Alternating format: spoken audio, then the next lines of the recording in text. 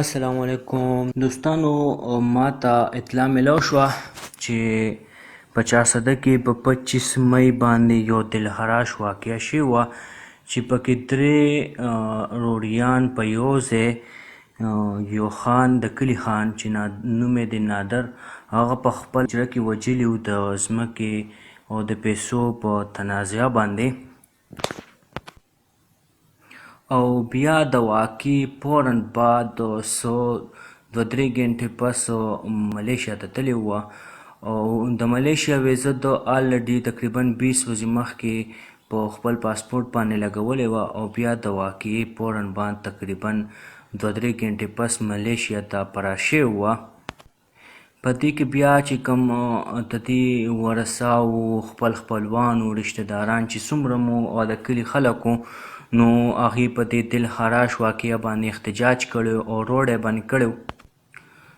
او په دې کې ډي آی جي هم دوه درې بیا پریس کانفرنس هم کړی وی. دې کې بیا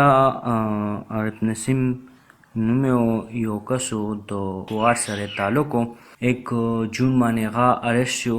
او دې سره یو بل ملزم چې نوم یې ناصر جمال و هغه پکې د ارسټ شوی و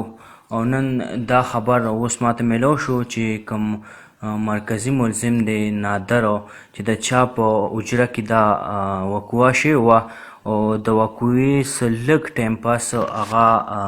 ملیشیا ته فرار شوی نو اوس اطلاعات دا دي چې هغه د ملیشیا د کولالمپور شهر نه د انټرپول په ذریعه ارسټ شوی دی او انشاءالله تعالی ډیر ژر به پاکستان ته د انټرپول په ذریعه راستې شي او زه مبارکباد ورکوم. دا واقعه خو د مبارکۍ نه ده خو بیا هم زه چې کوم کې پولیس دي